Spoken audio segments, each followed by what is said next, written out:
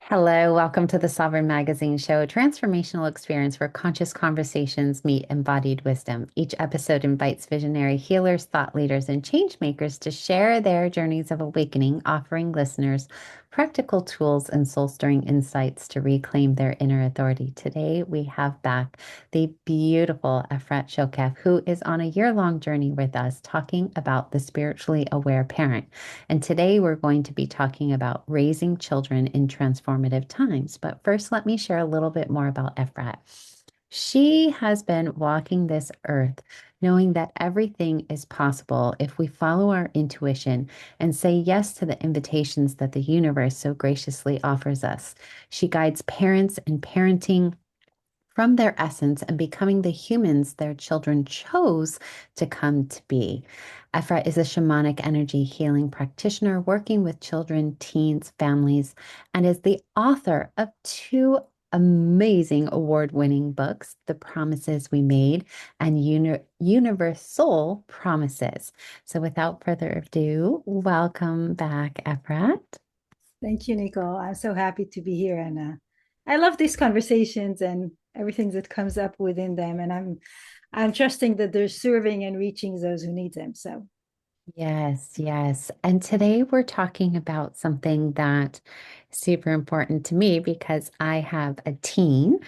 And, as we are raising children in these transformative times, we could talk about so many things. And this week in general, uh, there have been so many things thrown my daughter's way, and she's having to navigate things that I never had to as a child or really anybody in my world. Just we have access to so many different things with the use of technology and now AI as well. And so I would love for you to maybe set some foundational understandings of what challenging times, if you will, could mean or does mean, and then what that might look like for us here in the future. what that might look for us in the future, I have no idea. No idea. Think about it. When our your daughter was born, when my daughters were born, and then 3 years later, and 3 years later, and 2 years forward, and here we are with teens and kind of beyond, and we have no idea what's going to be, how our shared world will look like in a year, in 2 years, let Yeah. alone how they will raise their children and what kind of world will they be living in as adults. um, I'm seeing the number three, so I guess we're invited to break it down to three aspects. Okay. Okay. um, let's start with the highest level: change of frequencies, change of energetic processes. Veils are open. Veils are, for some veils are open, for some veils are more open. That means we are not walking on earth alone. um, just as we can journey to other dimensions through various tools. In the shamanic tradition, we use shamanic journeying. There are various types of meditations. There is communication with higher guidance and with other beings. That is always been, by the way, it's always been, but it's more available to more. And we can ask whether it's more available to more because it's the veils are thinner, or is it more available to more because there is a change of frequency, and more of us are aligning and raising our frequency so we can match those high frequencies, and therefore we can hear them and communicate with them? Or whether there are just more beings with various types of energies walking around us. Why are we accessing more? Why is it more available to us? And I do believe that it can be available for every human. I think most humans come as babies. That choice to become an independent baby is something we should talk about in another episode. But they come as babies, and they know their truth. They know their wisdom. and they try to communicate to us. And as parents, we try to do our best in teaching them what does it mean to be human in our environment. But most of us, unless really, really aware, starting from conscious parenting, intentional parenting, and we've talked about those, and into the spiritual shared journey awareness, we kind of go to fit in and we close on them. We close on them in those aspects of listening within, knowing their truths, and then they forget how to communicate with their own higher self, with their own wisdom, and with that guidance, luminous guidance that is walking among us and tries to guide us from everywhere, and also with our ancestors, Mother Earth, everyone. It's the communication with everything that is alive Mhm. and is available for us as support, as friendship, as in kinship, and we are unable to um, tap into it, not because we don't have that ability, but because we got confused. So one aspect and looking at just formative times is changing frequency in frequencies, changing veils in the openness of the veils. And another aspect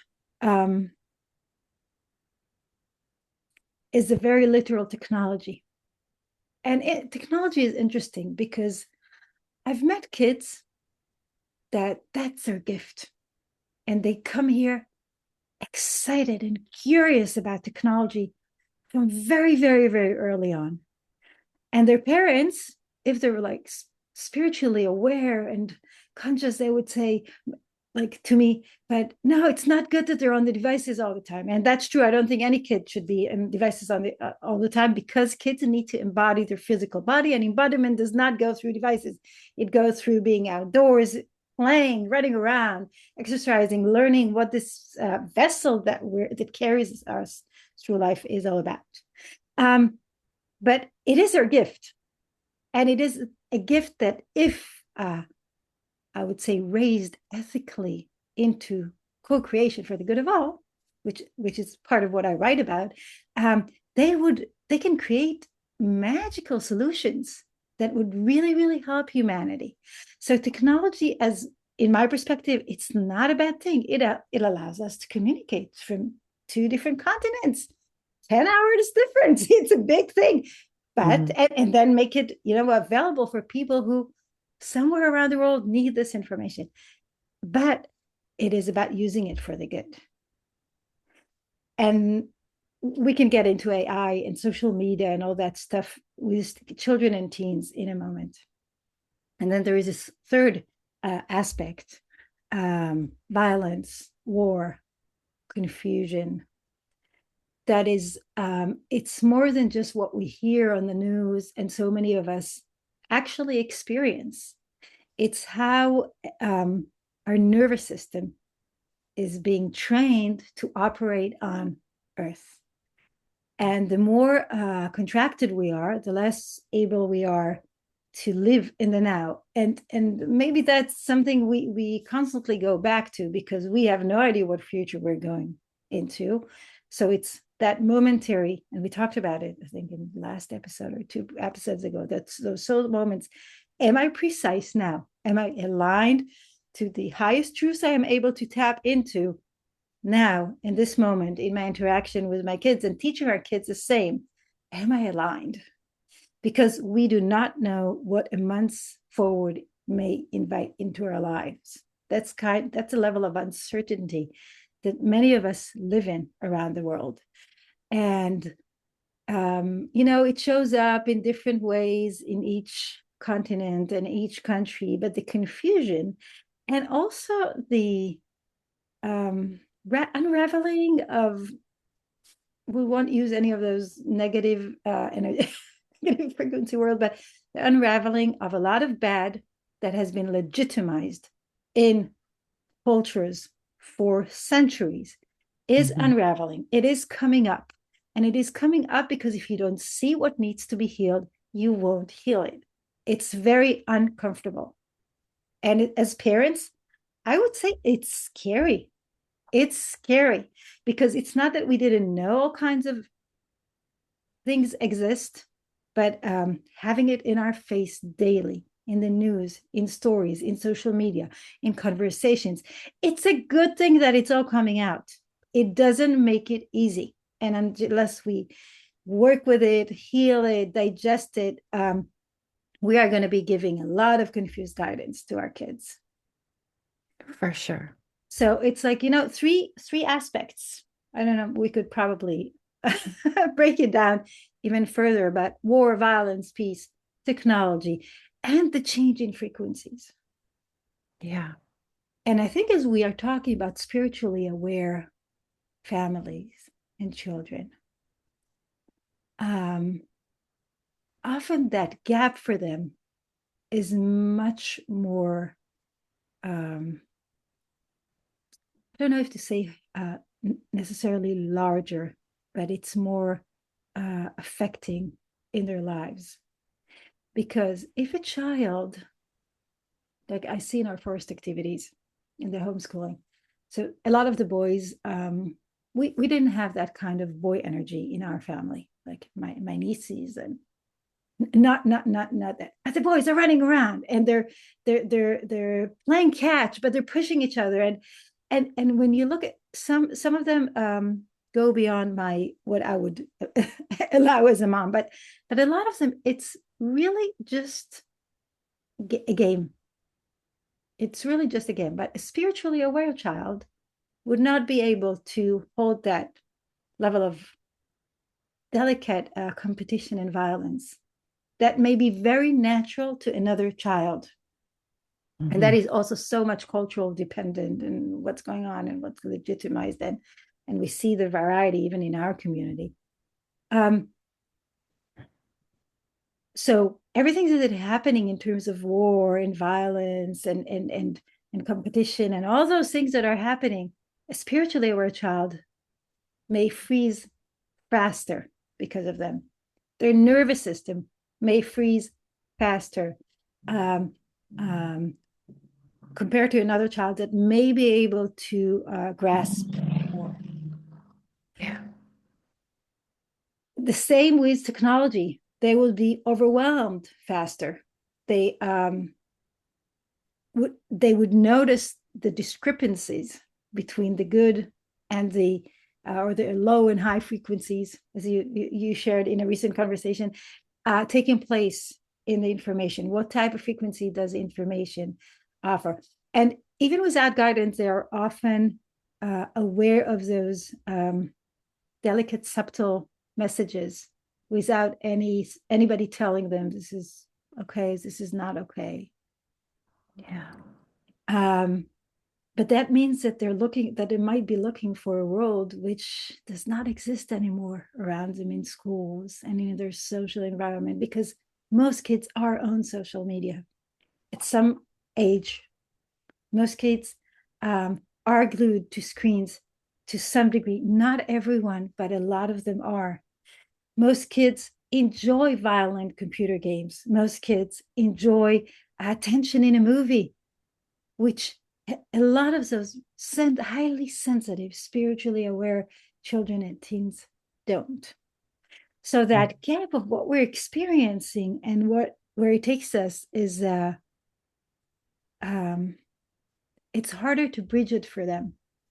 Even if we're trying to live in the now and say, okay, social media is what's in the now, we're letting some parents do that. It's important. I find I've learned that not to judge, because I don't know what is another's soul's journey and what do they need to experience and why do they experience it. This is not wouldn't be my choice as a parent. This is not something I would recommend. But we never know. Some kids, that's part of what they came here to go through. So we can go into more and more and more and more. And I already have thoughts, but what are Yeah. your reflections? Oh my gosh. Well, with a 14 and a half year old,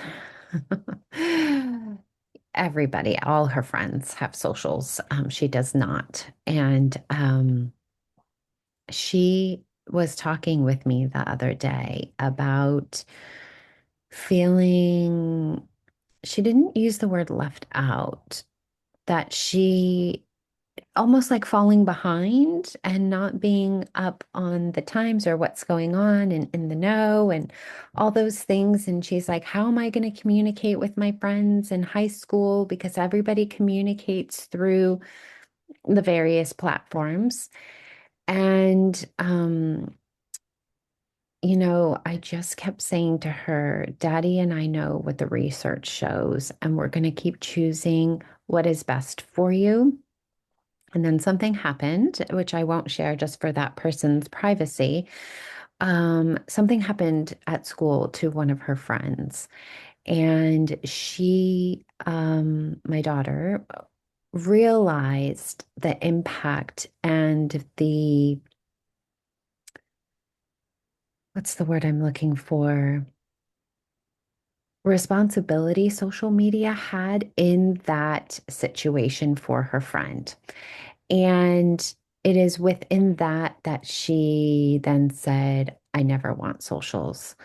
I know that social media really played a huge part in that person's journey, and that scares me. And I see how addicted that person is. And so there was this level of awareness. And then there's the other side, there's the reality, right? Um, and also, too, at least here in the United States, Kieran grew up with no computers for the first 12 years of her life. Um, and now all the schools do is work on computers. And actually, luckily here in Los Angeles, well, I don't live in Los Angeles, but in the state of California, Los Angeles is the first school district to go back to pencil and paper. And Mm. so I'm very excited about that because it's one of the largest school systems, if not the largest in the whole United States. So that's a big deal for us because these children are on devices all day long. So if we count school time and after school time, they're just on these devices. And I talk with her a lot about how your brain is making millions of connections and all of that. And if you're looking at a screen, what kind of connections are you making? And this, that, and the other. And so when you work with these spiritually aware children, which my daughter is one of them, how do you help them? I don't want to say not feel the pull of socials because that's always going to be there, but how do you deal with their fear of missing out or fear of being different and all of that? Like, how do you help them with that? Before I Because answer your your question, daughters don't have social media yeah, and yeah, I they're wanted to, older. yeah, I wanted to say that first to our listeners, here are two moms sitting and talking here that their daughters do not have social media. And I would add that the close friends of my daughters do not have social media either. And just maybe we're one of a kind, but I know we're not one of a kind, and but we are spread around, and just know that if you think your kids don't need social media, you're not alone with it. And know that there are teens that understand that they do not want social media either. And yes, maybe there are a few, but there are such teens. So I think that reflection of you and I sitting here, and whoever will listen to us, has it's an invitation. Now, where does being feeling left out come from? It doesn't start in social media. It starts Mm, with a really deep embodiment of a foundational need to belong. If I belong to my family, mhm, if I have an inherent sense of belonging to the universe, of belonging here merely by who I am, which is uh, a sense of belonging, and that every soul and every being is entitled to merely by being here, then my need for to be accepted, to be liked, to be like others, to play by social rules, even if they don't feel fit my inner truths. Uh, all that rises. Um, so our questions, that's in with working with families in shamanic tools and perspective. When we work like with the whole family, it's kind of that's part of something we might look for, because often that wound of not feeling belonging comes from earlier generations, genetic or energetic heritage. It can come from our soul's journey. It can come from many places, but it is a shared, I would say, global wound. So, but when we tune into it and we bring our attention to what makes me feel belong and go back to that healing as a parent, as an individual, because when we heal our wounds, our kid may come with a piece of belonging wounding, but if we heal what we can, then they have less to heal for, then that need would be less prominent. Now, they still may want to fit into the group because that's the rules of the social environment. Nobody wants to go to school and just not communicate with anybody. A lot of them sadly do, until they find the others that are like them. Mhm. So it's also a matter of what do we communicate? And it goes back to our wounding and our social need to belong.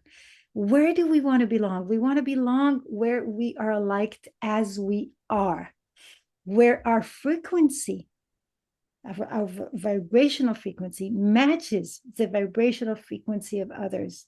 We don't want to belong where we need to do all kinds of things that are not us to fit in, when we need to play by rules that do not fit our inner truths of how you treat other humans. And the thing is, we sometimes forget how wise the teens and children, all ages, walking among us are.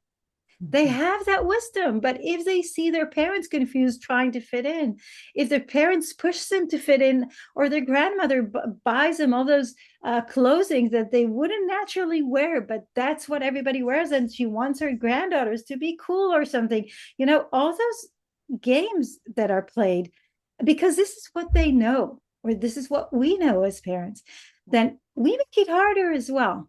So, and as our time is short, I think it goes back also to the technology and AI, which is something we can't ignore in this kind of times. Nope. Technology is here to serve us. Technology is not here to replace our inner wisdom. And when we work with children from a very young age, and we teach them how to listen within and how to know what is theirs and not theirs, and to follow the truth and to be willing to stand up for what they know is true.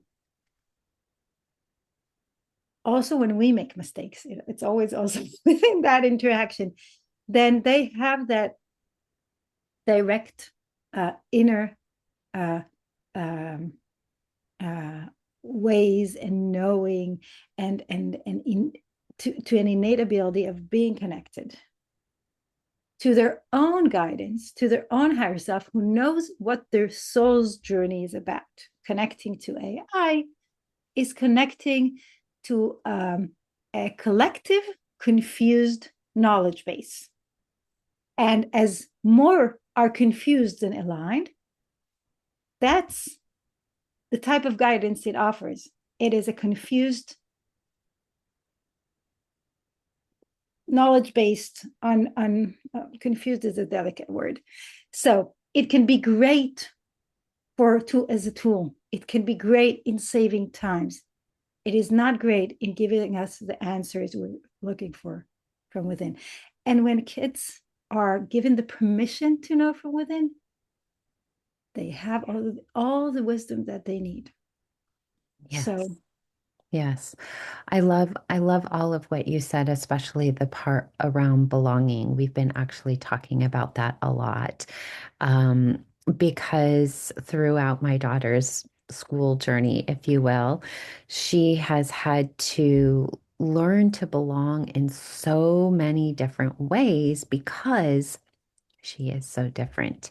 And she asks me all the time, why do people ask me how do I think like this? And, people notice that she is different. And I say, well, because they have grown up in a different way and they're very attracted to the way that you think, the way that you are, and things like that. But you also have to be careful. And this goes back to our conversation we had the other day. There's low vibrational energy and there's high vibrational energy. And we talked about that and the difference and who has been attracted to her higher vibrational energy and what has happened with those friendships. And of course, they've all fallen away within time. And but her high vibe people have stayed around and it's not a good or bad, which is what I was saying. I didn't want to call either person good or bad. It's just the frequency that she vibrates at. She naturally needs to um stick with the higher vibe people. But within that comes this learning that she has had to do around so many different topics that gives her this ability to work through missing out. For example, many of her class members went to DC. And that was something she did not want to do. And one of her very close friends, who is also high vibe, did not want to go either. And as they were together during that week, and all the other children are in DC, um, they were kind of feeling down a little bit. And I'm taking them everywhere, doing all sorts of fun things with them to make sure that they feel special too. And I said, but this is the greatest lesson for you because you are learning that you can still have fun despite the other thing. You can choose to change your reality in that moment and not feel left out and still have a good time. And their friends were calling him from DC, being like, where are you? What are you doing? I'm so excited for you. So it was a really great way for them to practice and exercise that muscle of not having a fear of missing out. And I think as parents, we are so quick to make it better, make them Yeah. feel better instead of letting them sit in that whole week they had to sit in. I'm not in DC with my friends, and guess what, when they came back, a lot of the stories weren't great. There were a lot of fighting and things like that, and so now they're like, I'm really glad I didn't go. So they got to see the full spectrum of emotions versus just putting a band-aid on it, making them feel better. And I think as parents, we're so quick to just want our kids to be happy, but that's not really what creates the happiness. What creates the happiness is doing the work with them, which is so much harder, and going back to that sense of belonging, like you talked about, and allowing them to feel a range of emotions, to be disappointed, to be sad, to feel joy and happiness. And so, as we conclude this show, I'd love to give you the opportunity to give any guidance and wisdom that you would want to give anybody who is raising children in this ever-changing time. What are some takeaways? Of course, your book always has good ones, books, I should say. But definitely share some thoughts before we part. But first, maybe we need to continue this specific We conversation might need to have a into part two, and we can, I have into time now additional if episodes. Yeah. No, I I have, don't have the time now. I have a okay. session soon. But Okay. yeah, but I think what we need to understand is that none of us know what the future holds and how life in the future will look like. And maybe AI will be the thing. Maybe not. Maybe not. Maybe I would say, I don't want to say maybe war will continue and confusion will continue. I am a very firm believer in peace, and in our human ability to see and accept and love and share the abundance of the human earth with each other. But beyond that, the one resource we all have is our inner wisdom and our inner knowing. And that's the one thing I believe parents need to focus on within your shared soul journey, within your shared challenges. For each one of us, each family, it plays differently where we are, the circumstances. But the one thing we all share is raising children to be true to who they are and knowing how to access their own wisdom, because that does not go away. Nobody can take that away from you. And Yes. we gave here examples, and we can look at many other examples in ways, but that's the essence. That's the one important thing that, regardless of times, brings us back to ourselves. And I think that's Thank you. a Thank you lighthouse so in where we're much. going. Yeah, thank you so much for being here. Well, if you have any questions for Efrat, she's in our community, community.sovereign-magazine.com. All her details are in the show notes, and she'll be back for some more. So like, share, subscribe, and comment below. Thank you so much for being here. Thank you, Nicole.